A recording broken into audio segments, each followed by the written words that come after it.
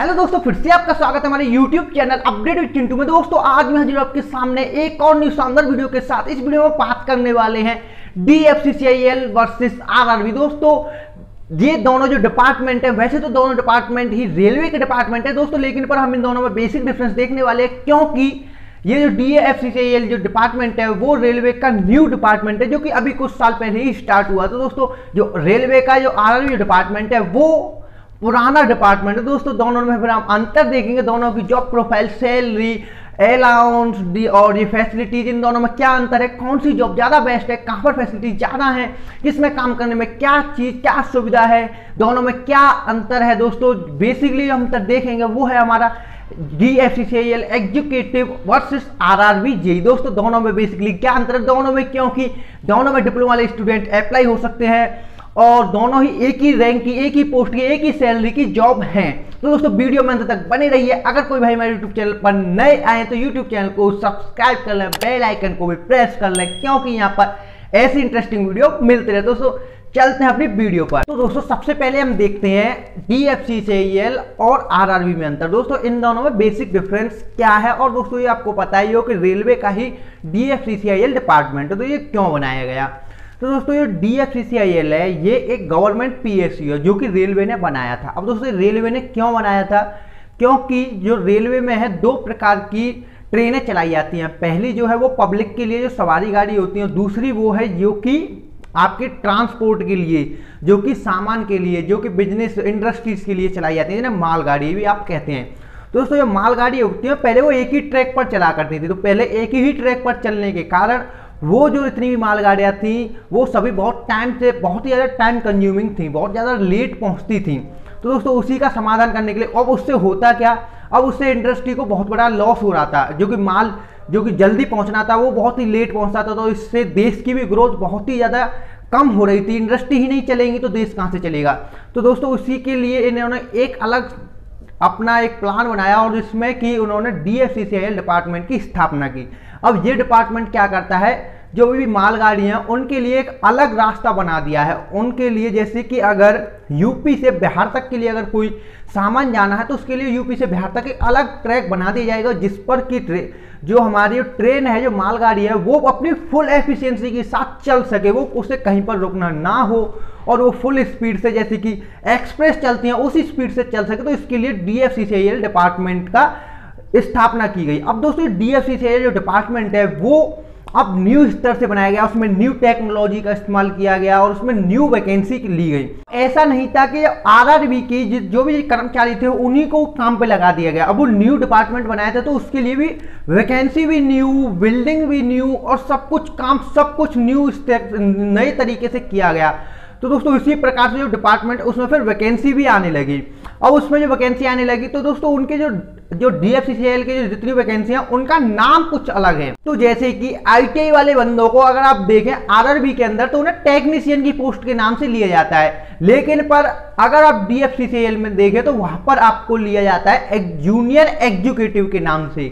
इसी प्रकार से अगर आप यहाँ पर RRB में देखें, RRB जेई के नाम से डिप्लोमा वाले स्टूडेंट्स को लिया जाता है और वहां पर लिया जाता है DFCCIL में आपको वहां पर उसका नाम एग्जीक्यूटिव रख दिया जाता है। एग्जीक्यूटिव जैसे इलेक्ट्रिकल डिपार्टमेंट तो एग्जीक्यूटिव इलेक्ट्रिकल, सिविल से तो एग्जीक्यूटिव सिविल, मैकेनिकल से तो एग्जीक्यूटिव मैकेनिकल, इस प्रकार से। और इसी प्रकार फिर जो भी हमारे जो और अधिकारी होते हैं उन्हें फिर मैनेजर का नाम दे दिया है। दोस्तों बात करते हैं दोनों के वर्क की, काम की। तो दोस्तों आपको काम को तो मैंने आपको इसकी DFCCIL की जॉब प्रोफाइल के ऊपर एक वीडियो बनाई हुई है जो कि डिस्क्रिप्शन में इसका लिंक है। दोस्तों फिर भी आपको बता दो दोनों के काम में जो है वो दोनों के काम में डिफरेंस है, क्योंकि यहाँ पर आपको जो DFCCIL में काम करना है वो आपको भी रनिंग में काम है।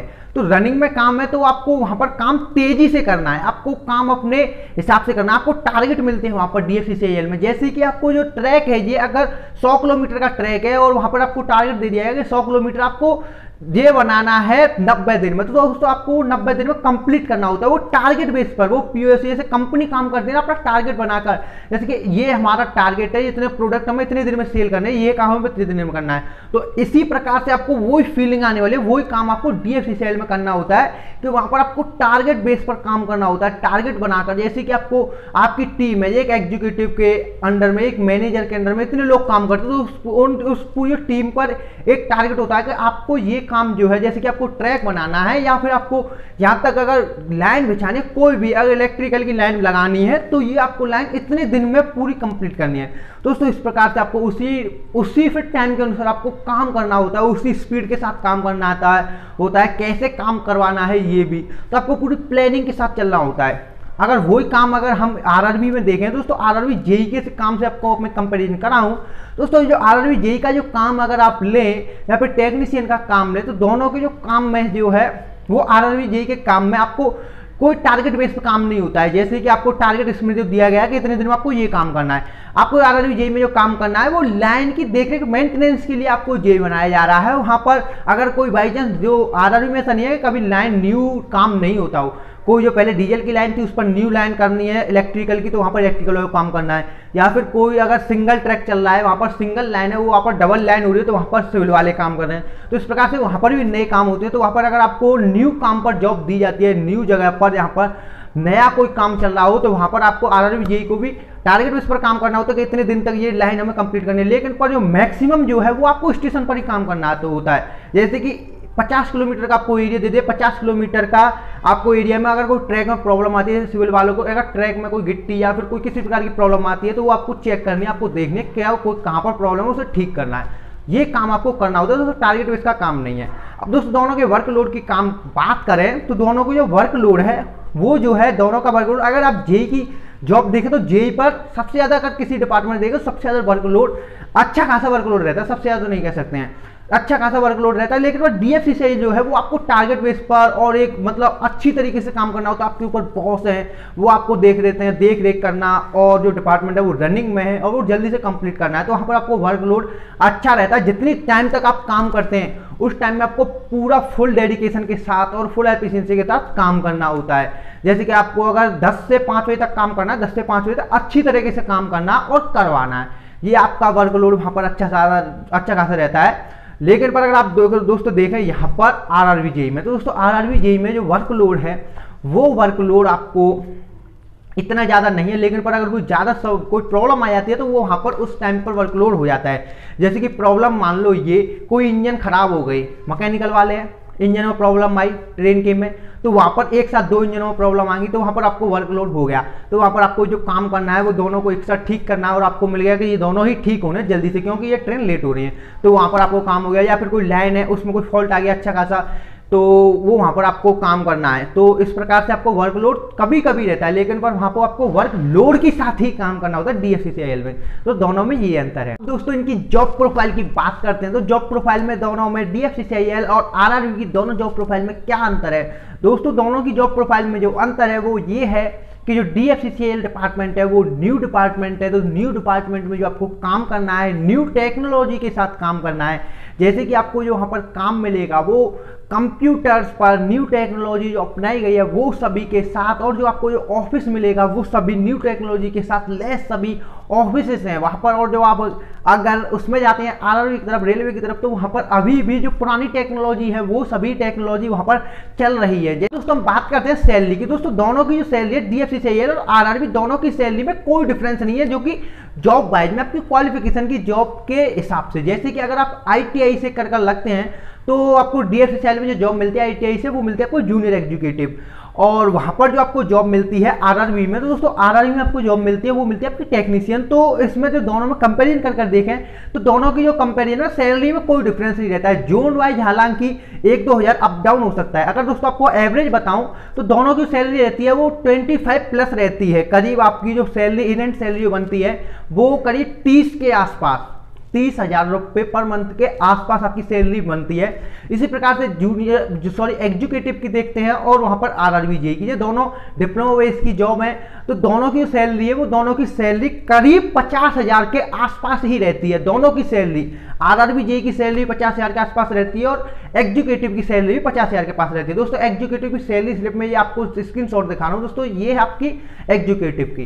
दोस्तों दोनों की सैलरी में कोई अंतर नहीं, किसी भी जॉब को ले लें आप, दोनों में कंपेयर कर सकते हैं। 1-2 हज़ार अप डाउन है, लेकिन दोनों की सैलरी सेम है।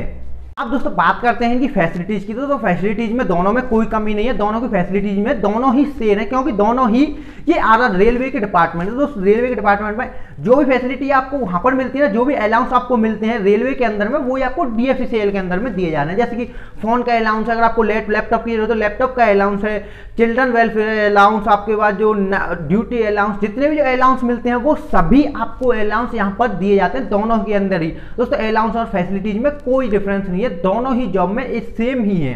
तो दोनों की बात करें ऑफिस की और क्वार्टर की जो मिलने वाली जो फैसिलिटी रहती है, तो वहाँ पर आपको दोस्तों देखेंगे रेलवे में कुछ इस प्रकार के क्वार्टर मिलते हैं जो कि पुराने खपरेल टाइप और ये टाइप में होते हैं। तो यहाँ पर जो क्वार्टर मिलते हैं वो आपको इस प्रकार के फ्लैट टाइप में न्यू, ट्रेनिंग सेंटर भी आपको अच्छे से मिलते हैं, और वहाँ पर ऑफिस भी जो है वो ऑफिस इतना ज़्यादा अच्छा लगता है जैसे कि कोई प्राइवेट कंपनी का ऑफिस बना हुआ, जैसे कि बड़ी बड़ी कंपनी होती है उन टाइप में दोस्तों ऑफिस भी अच्छा रहता है। तो ओवरऑल देखें तो ओवरऑल में अगर आप न्यू फैसिलिटीज और आपको ऐसा लगता है कि हमें मतलब कुछ अच्छा करना है, जैसे कि हमें कुछ जोश के साथ करना है और अच्छी जगह पर जाना है, फैसिलिटीज अच्छी देखनी है और मतलब उसमें देखने में अच्छा लगे, उसे करने में अच्छा लगे, आपको बोरिंग ना लगे कि सन 1900 में लौट कर आ गए, तो इस टाइप में नहीं जाना है तो आप डीएफसीसीएल की तरफ जाएं, सबसे बेस्ट है दोस्तों। आप देख सकते हैं, आप सर्च कर भी देख सकते हैं। अगर दोस्तों आपको जॉब करनी है और नाम ही जॉब करनी है, दोस्तों डीएफसीसीएल का इतना बड़ा नाम नहीं है जो कि आप देखेंगे और आप किसी को बताते हैं कि मैं डीएफसीसीएल में जॉब करता हूं तो आपको ये कहेंगे भाई क्या